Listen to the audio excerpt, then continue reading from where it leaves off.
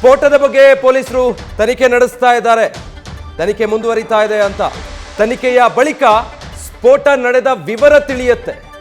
ಪೊಲೀಸರ ಇನ್ವೆಸ್ಟಿಗೇಷನ್ ಮುಗಿದ ನಂತರ ಸಂಜೆ ಘಟನಾ ಸ್ಥಳಕ್ಕೆ ನಾನು ಕೂಡ ಹೋಗ್ತೀನಿ ಅಂತ ಗೃಹ ಸಚಿವ ಡಾಕ್ಟರ್ ಜಿ ಪರಮೇಶ್ವರ್ ಅವರು ಹೇಳಿದ್ದಾರೆ. ತುಮಕೂರಿನಲ್ಲಿ ಹೇಳಿಕೆ ಕೊಟ್ಟಿರೋದು, ಮಾತಾಡ್ತಿದ್ದಾರೆ ಆ ಬಗ್ಗೆ ನೋಡಿ. ಕೆಫೆಯಲ್ಲಿ ಇವತ್ತು ಮಧ್ಯಾಹ್ನ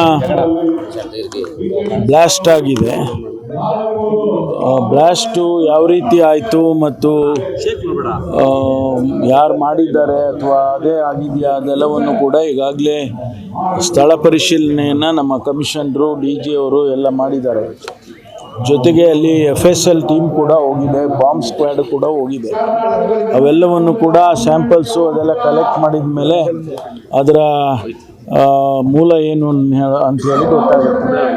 ಸುಮಾರು 9 ಜನ ಗಾಯ ಆಗಿದೆ. ಅವ್ರನ್ನೆಲ್ಲನೂ ಆಸ್ಪತ್ರೆಗೆ ಶಿಫ್ಟ್ ಮಾಡಿದ್ದಾರೆ. ಯಾರೂ ಸೀರಿಯಸ್ ಆಗಿಲ್ಲ ಅಂತೇಳಿ ನನಗೆ ಮಾಹಿತಿ ಬಂದಿದೆ.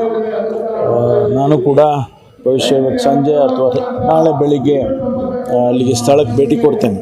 IED ಅಂತ ಹೇಳ್ತಾ ಇದ್ದಾರೆ. ಅದೇ ಅದನ್ನು ಸ್ಯಾಂಪಲ್ಸ್ ಕಲೆಕ್ಟ್ ಮಾಡ್ಕೊಳ್ತಾ ಇದ್ದಾರೆ.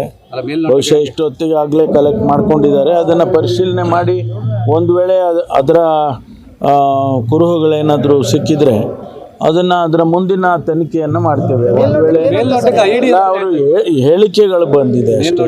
ಮೇಲ್ನೋಟಕ್ಕೆ ಅಂತಂದರೆ ಇವರು ಹೇಳೋದು ಅಲ್ಲಿ IED ಸ್ಯಾಂಪಲ್ಸ್ IED ಇದೇನೋ ರಿಟರ್ನ್ ಕಾಣಿಸುತ್ತೆ ಅಂತ ಇವರು ಹೇಳ್ತಿದ್ದಾರೆ. ಅದು ಬ್ಯಾಗ್ ಇತ್ತು, ಬ್ಯಾಗ್ನಲ್ಲಿ ಇಟ್ಟಿದ್ರು, ಆ ಥರ ಎಲ್ಲ ಬರ್ತಾ ಇದೆ. ಬಟ್ ನಿರ್ದಿಷ್ಟವಾದಂಥ ಮಾಹಿತಿ ನಮ್ಮ ಇಲಾಖೆಯಿಂದ ಬರಬೇಕು. ಗೊತ್ತಿಲ್ಲ ನಮಗಿನ್ನೂ ಏನು ಕೂಡ. ನಾನು ಸ್ಪೆಕ್ಯುಲೇಟ್ ಮಾಡೋದಕ್ಕೆ ಹೋಗೋದಿಲ್ಲ. ಇಂಥ ವಿಚಾರಗಳಲ್ಲೆಲ್ಲ ಸ್ಪೆಕ್ಯುಲೇಟ್ ಮಾಡೋದು ಚೆನ್ನಾಗಿ ಕಾಣಿಸೋದಿಲ್ಲ.